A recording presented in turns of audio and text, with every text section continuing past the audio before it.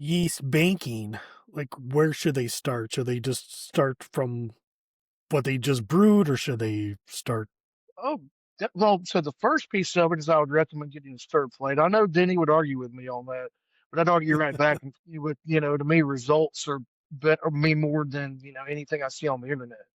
So the results and what I get on my palate, that's what works better in my experience in my brewery. Now, other systems different, but no, get your stir plate. That's the first piece. But when you do your banking, just start from a liquid palate. Get your process down. Just get a liquid palate. Maybe get 1056, WLPO1, something like that.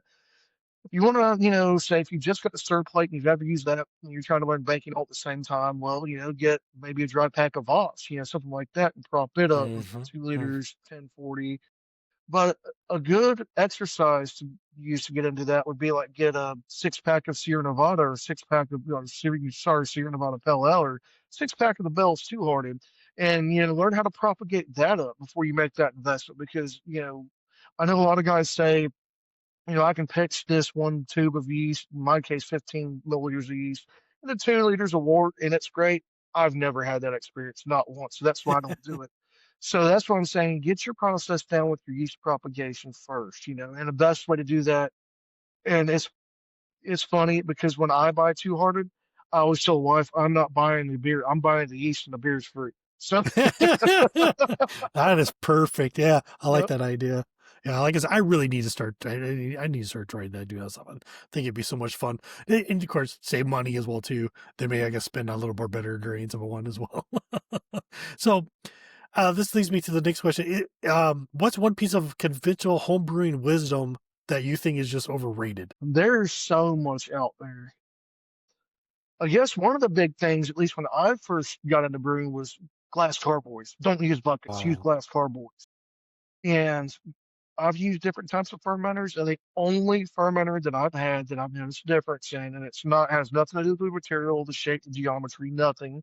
It's a pressure fermenter, and I can all but guarantee it's because I'm limiting the amount of oxygen that's coming into my brew during fermentation as well as kegging, And I can tell you for my hoppy brews that it's made a huge difference.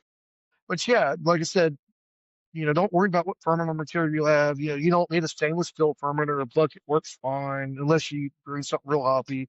Then you have to worry about oxidation. The hops falling off, getting the cardboard flavor, maybe purple beer, something like that. But yeah, like I said, that's one of the biggest things. And the other thing is keep it simple. Yeah. No, I agree with that. Like, oh yeah, it kind of brings me to. Oh, I was talking to another Ryan, about like his grain bill was so complex that it's like 4 ounces of this, 2 ounces of this, 1 ounce of that. So he has like 13, 14 different, grains on there. And then I think he talked to some people in the homebrew club about that. And he was like going, why don't you take away some of those like minute and see if you even taste a difference?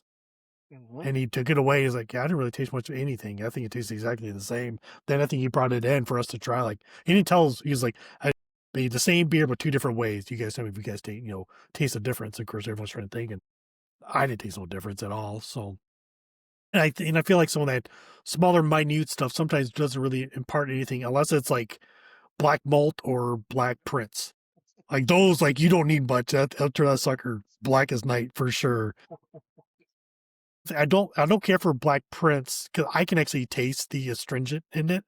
I don't care what it's in. I can taste it, and it just dries on my tongue instantly. It's such a weird phenomenon for me.